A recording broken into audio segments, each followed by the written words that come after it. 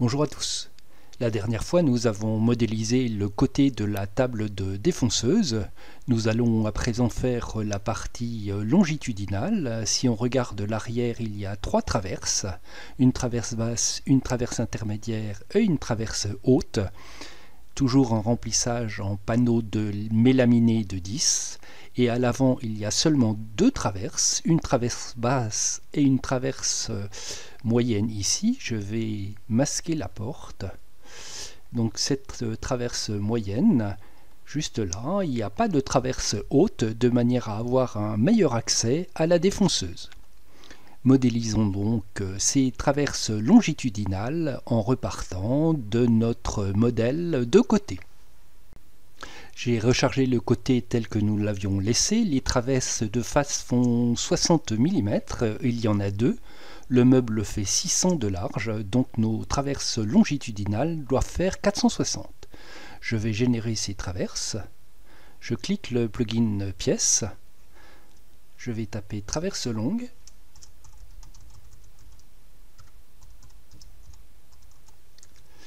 Je vais les dessiner en vue de face. 480.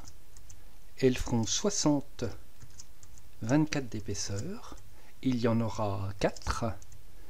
Elles seront identiques pour le moment. Nous allons les faire en hêtre et générer ces pièces. Et ensuite, il y a une petite traverse que je vais appeler traverse face. Elle fait 480, mais seulement 30 de hauteur. Une seule traverse. Je génère ma pièce et je quitte mon plugin pièce.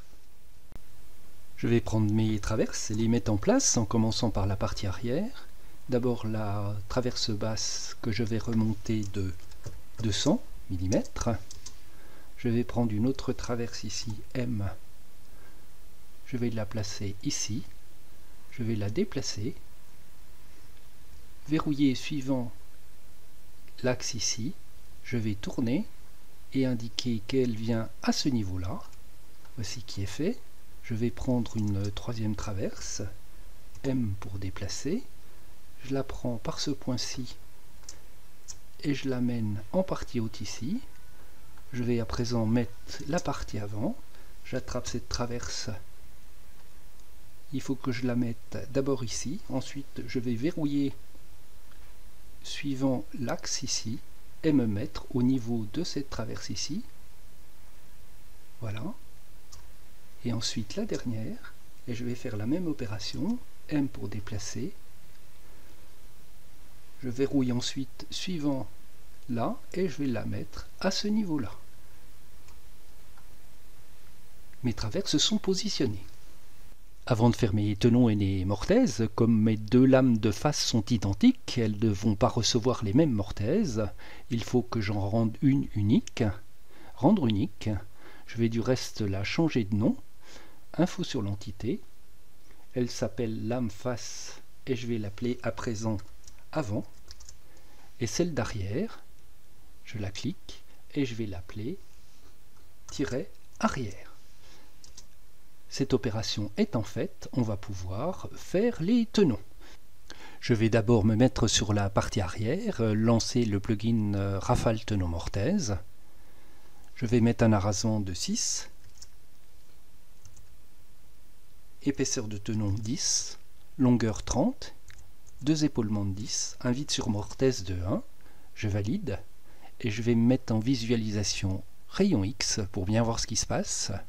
Je vais cliquer un premier tenon ici, un second tenon à cet endroit-là. Voici qui est fait. Les 3 tenons et les 3 mortaises se font en même temps. Je vais faire ma traverse basse qui était identique et qui est faite. Là, je vais faire un clic droit souris, nouvelle valeur, et je ne vais pas faire d'épaulement.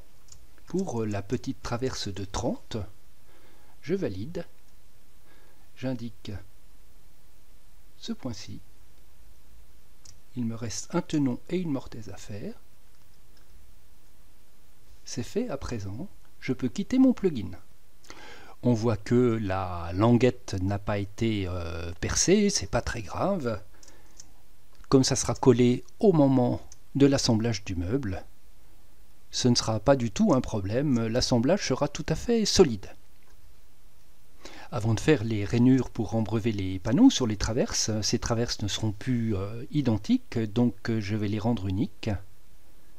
Rendre unique, rendre unique, rendre unique, et celle-ci je vais l'appeler traverse longue avant.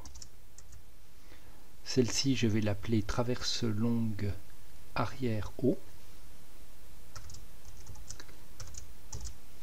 Celle-ci traverse longue arrière intermédiaire, arrière I, et celle-ci enfin arrière bas. J'ai mis un petit 8, je vais mettre un underscore, voici qui est fait, et à présent je peux faire mes usinages. Je lance le plugin usinage contour, je vais faire des rainures, distance parement 6 mm, 10 mm de profondeur, 10 mm de largeur pour embrever un panneau de mélaminé de 10. J'indique la face et l'arête sur la table. Je lance mon usinage et je finis par la partie haute. Je lance mon usinage, je quitte mon plugin, mes rainures ont été réalisées. Je vais mesurer pour mettre mes panneaux. Il fait 480 sur 230. Il faudra que j'ajoute bien sûr les 20 mm et 260 en hauteur. Je vais donc générer mes deux panneaux. Panneau arrière bas. De face, on a dit qu'il faisait 500. En hauteur, il fait 250, épaisseur 10, un seul panneau, il est en mélaminé, je le génère, je vais générer mon deuxième panneau, panneau arrière haut, et lui fera 280. Je génère ce panneau, je quitte mon plugin pièce, je prends mon premier panneau et je me mets en visualisation rayon X. Je le prends à son coin ici et je vais le mettre donc en fond de feuillure à l'arrière. On va essayer de trouver le fond de feuillure, je le vois ici et je vais prendre mon autre panneau qui est là, M pour déplacer, je l'attrape par son coin et je vais le placer en fond de feuillure en bas. Voici qui est fait. Je sors de ma visualisation rayon X, tout se passe correctement, je vais me mettre en vue de face, zoom étendu, je vais sélectionner à présent l'ensemble de mon côté et le répliquer, M, CTRL, je le duplique, clic droit souris, retourner le long de l'axe rouge, je vais prendre cet endroit-ci et le mettre sur la traverse. Je quitte ma sélection, zoom étendu. Toute l'ossature de notre table est à présent terminée. Nous allons mettre une petite plaque sous la défonceuse de manière à ce que les copeaux ne tombent pas dans les tiroirs. Les traverses font 480. Cette traverse-ci fait 30 mm de haut. On va mettre une plaque en mélaminé de 18, donc on va faire deux petites baguettes de 12 mm. Je génère le plugin pièce, baguette, 480, 12 mm on a dit, et on va le faire de 12 mm. On va en faire deux identiques en hêtre. Je génère ces deux baguettes et je quitte mon plugin. Je vais placer ces baguettes, M pour déplacer, je vais la prendre ici et la mettre près de ma baguette intérieure ici. Je vais prendre, je suis pas tout à fait bien, je vais la mettre mieux, je vais grossir un petit peu, M, voilà, je la pousse juste à l'angle. Je vais prendre ma deuxième baguette, je la sélectionne, M pour déplacer. Je vais la prendre par ce point-là et la mettre à l'arrière de mon meuble ici. Et je vais régler sa hauteur. Donc je vais me déplacer en hauteur, verrouiller ma touche ici et venir la mettre à la hauteur de cette baguette. Voici qui est fait. Je vais pouvoir à présent mettre mon fond. On va le faire avec les fonctions de base de SketchUp, la fonction rectangle. Je vais tracer un rectangle d'ici. Je prends le bon point en bas, ici, un pouce étiré, P, jusqu'à cette hauteur-là, triple clic, clic droit souris, créer un composant, plaque.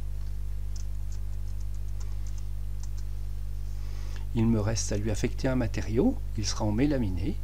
Je vais chercher le matériau dans le modèle et j'affecte le matériau. Voici qui est fait. Je sors de ma visualisation texturée. Je m'aperçois que j'ai oublié de visser mes baguettes et de les symétriser. Je masque la plaque, clic droit souris, symétrie rotation. Je vais symétriser ma baguette. Je sors de mon plugin, je lance mon plugin vis. Je vais prendre des 430, les mettre à 6 mm. 6 mm. Je valide. J'indique l'endroit où je veux mettre la vis. Parfait. Et je tape étoile 4 pour mettre 4 vis. Les vis se sont mises des deux côtés. Si je regarde cette partie-là, les vis se sont mises également. Je sors de mon plugin. Édition, révéler, tout. Je ramène ma plaque. La plaque étant comme ça, il n'y a pas d'entaille à faire et la saleté ne va pas s'accumuler dans des endroits cachés. Voici, l'ossature de notre table est terminée. La prochaine fois, on fera les tiroirs et la porte et on regardera dans une fois suivante la plaque et comment défoncer cette plaque pour mettre en place l'insert. À très bientôt!